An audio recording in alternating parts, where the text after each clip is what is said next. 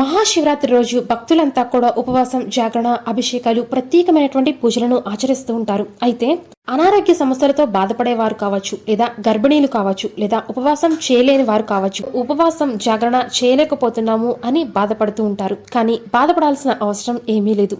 లింగోద్భవ కాలంలో పరమేశ్వరుణ్ణి అర్చించగలిగితే శివరాత్రి మొత్తం చేసిన పుణ్యఫలితం మీకు కలుగుతుంది. మరి ఆ లింగోద్భవ సమయంలో ఎందుకంత ప్రత్యేకత అంటే, బ్రహ్మ విష్ణు మధ్య నేనే గొప్ప అనేటువంటి ఒక పోటీ అయితే జరుగుతుంది. ఆ సమయంలో ఇద్దరి మధ్యలో జ్యోతిర్భవ లింగంగా శివుడు ఆవిర్భవించాడు. ఈ సమయాన్నే లింగోద్భవ సమయం అంటూ ఉంటాము.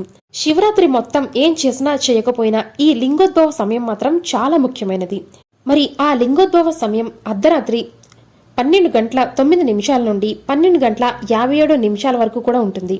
ఈ సమయంలో శివ పంచాక్షరి మంత్రాన్ని జపించడము, లేదా పంచామృతాలతో కానీ లేదా నీటితో కానీ శివుణ్ణి అభిషేకించుకోవాలి. ఈ లింగోద్భవ సమయంలో 40 నిమిషాల పాటు కూడా ఆ పరమేశ్వరుడి ధ్యానం చేయాలి. ఈ సమయంలో సృష్టి మొత్తం కూడా శివలింగమే అని అర్థం. ఈ సమయంలో శివలింగం మీద అమృతధార కురుస్తుంది.